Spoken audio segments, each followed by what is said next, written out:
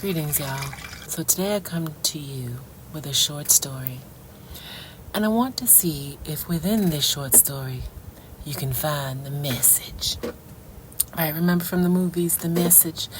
Now, don't ask me where this southern twang all of a sudden is coming from, because I don't know, when I start reading and get into the things, some voice take over. And so, here we go. For years, Mr. and Mrs. Shepherd would enjoy a nice cup of tea, both morning and night. However, since Clover, the coffee maker, came into the picture, the Shepherds have opted to drink coffee in the morning and tea only before bed. This made Toya, the tea kettle, furious. She enjoyed blowing her whistle twice each day, but because of Clover, she can only blow her whistle at night. One night, Toya crept over to the stove and made her way onto Clover's countertop. She angrily clanked herself against Clover's shiny stainless steel exterior. She screamed, "Hey, tough guy, want a piece of me?" Clover was perplexed. He didn't know what he had done to aggravate Toya. He said, "Toya, why do you seem so upset?" "I'm mad because you took my spotlight. I used to blow my whistle morning and night.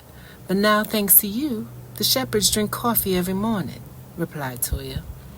Clover nobly responded, "Toya, I understand why you're upset, but I can't control when I'm used. If I could do anything to make you feel better, I would. Unfortunately, it's out of my control. I'm sorry." Toya was shocked. She didn't expect such a warm-hearted reply. She began to blush as she realized how foolishly she had reacted. Toya mustered up the courage to apologize to Clover and waddled her way back onto the stove. She realized that Clover was right. Neither one of them had any control over which drink the Shepherds preferred each morning. Toya managed to see the bright side to only blowing her whistle at night. In the mornings, she now catches up on her beauty sleep or enjoys gazing at the beautiful mountain views through the kitchen window. So a couple of things to look at here. Toya was once the center of attention, but because the Shepherds took an interest in Clover, Toya was convinced that Clover was the source of her problem. She soon came to understand, however, that he had no control over the situation. Anyone can identify with Toya's jealous feelings. At some point, we've all felt jealous of the person that was stealing our thunder. Maybe you've experienced a sibling rivalry or a brown-nosing co-worker. For example, if your husband favors his mother's pot roast to yours, take it with a grain of salt. His favoritism doesn't necessarily signify that he dislikes your cooking. He simply enjoys his mother's pot roast. Does this mean that you must battle it out with your mother-in-law? Of course not. She did nothing wrong. She just made her son his favorite meal. Occasional bout of jealousy is inevitable. However, when jealousy consumes you to the point where you become enraged, it's time to rein in your emotions. People want what they want. No one can change a person's true desires, nor will controlling attempts to take out the other party be of any use. Jealousy is driven by emotion. Make an effort to look at your situation from a factual standpoint. Why are you jealous?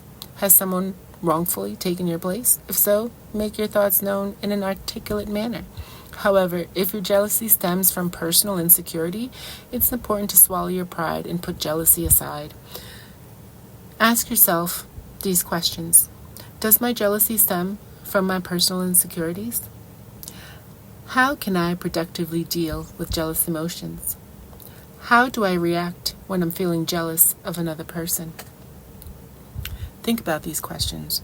Journal these questions. See what you find.